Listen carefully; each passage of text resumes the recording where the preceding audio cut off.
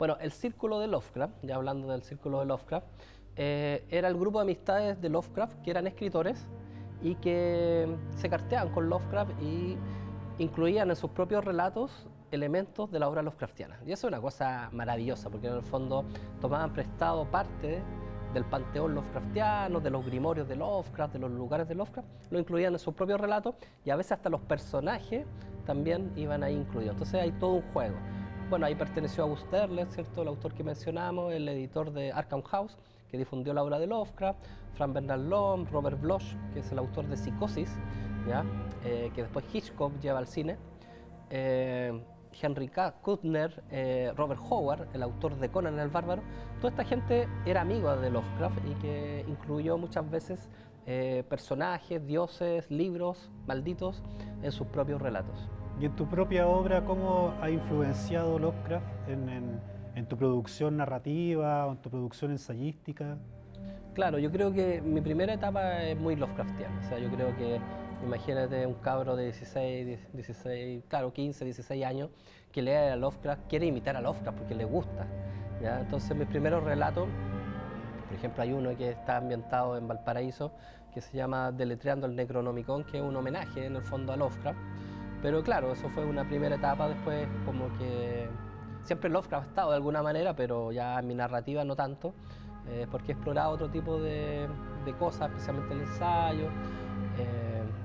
Por ahí tengo algunos proyectos de novela, pero ya se alejan realmente de los Lovecraftianos. Sin embargo, salió hace poco la edición en español, porque salió primero en alemán, de un ensayo que se llama Cruzando el Umbral, visiones sobre la obra de Lovecraft, ¿ya? Donde ahí recopilo varios artículos míos de asedio a la obra Lovecraftiana con una mirada distinta, que va más desde el mito, del símbolo, ya no tanto de la visión como psicologista, como la que está en Rafael Llopis en su introducción a los mitos de Cthulhu, por ejemplo.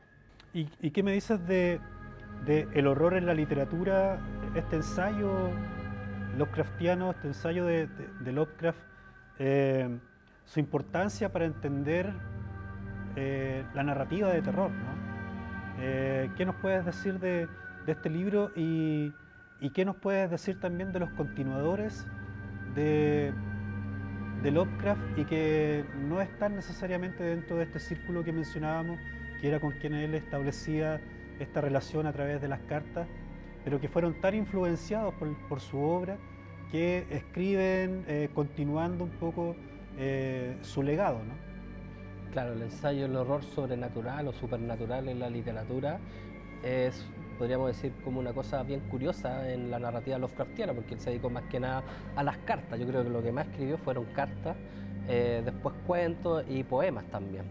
Entonces, escribir ensayos en Lovecraft no era algo muy común, pero acá la verdad que nos regaló algo que se agradece, porque en el fondo, de manera breve, de manera acotada, logra como resumir quizás los grandes hitos de la narrativa de horror, con un capítulo específico a Edgar Allan Poe, porque lo merece, obviamente, donde nos habla la tradición del horror en las Islas Británicas, en Estados Unidos, en Europa también, pero de manera muy concisa, o sea, como que sabe cómo mencionar lo clave en cada uno de esos autores de horror.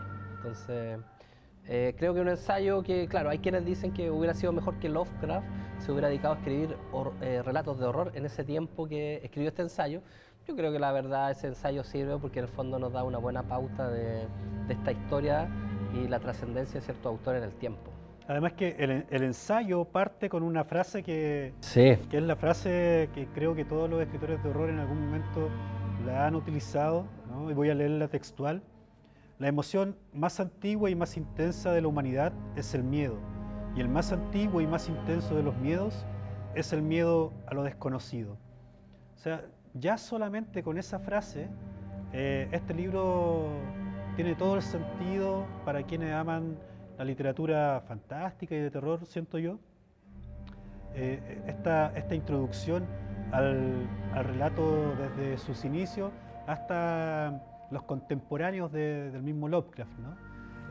¿Y qué pasa con los continuadores? Los continuadores, claro. Bueno, la influencia de Lovecraft es total en muchos niveles de la cultura pop, en el cine, en la ilustración, en la música, o sea, muchas bandas como que usan términos Lovecraftianos, en el cine lo hemos visto varias veces, ¿cierto? Cómics.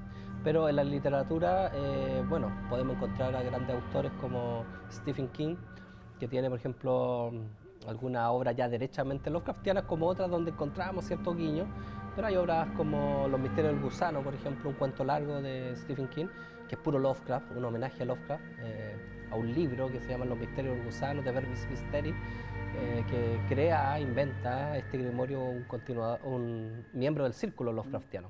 Entonces Stephen King tiene cierta influencia Lovecraftiana, pero tiene también su propio talento, tiene también su propia luz. No estamos diciendo que es 100% Lovecraftiano, pero hizo algunos homenajes a Lovecraft.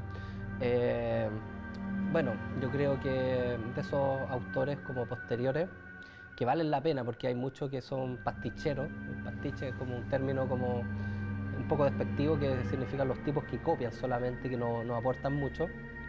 Lamentablemente hubo mucho de eso, pero los que vale la pena recordar, a mi juicio, me parece un relato que se llama Estacas, de Karl Edward Wagner, un relato que influyó mucho en una serie que es muy buena, que se llama True Detective, en la primera temporada, junto al Rey de Amarillo de Robert Chambers. Son las dos obras que influyeron ahí. Y ese de verdad que es un cuento Lovecraftiano sin haber sido escrito por Lovecraft, maravilloso, ¿ya? Estacas, Karl Edward Wagner. Y otro, bueno, Thomas Ligotti, que para mí es como Lovecraft actual, un personaje norteamericano, todavía está vivo, que ha creado una serie de textos maravillosos como Grimscript, El Noctuario, donde toma todo ese horror materialista, pero lo lleva a un nivel de filosofía, de metafísica y de poesía del oscuro.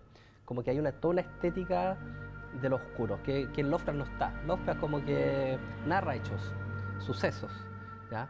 Pero alguien que defienda esa oscuridad, alguien que vea una construcción, una arquitectura de la oscuridad como algo bello, es Thomas Ligotti, un escritor muy actual y muy Lovecraftiano, sin duda.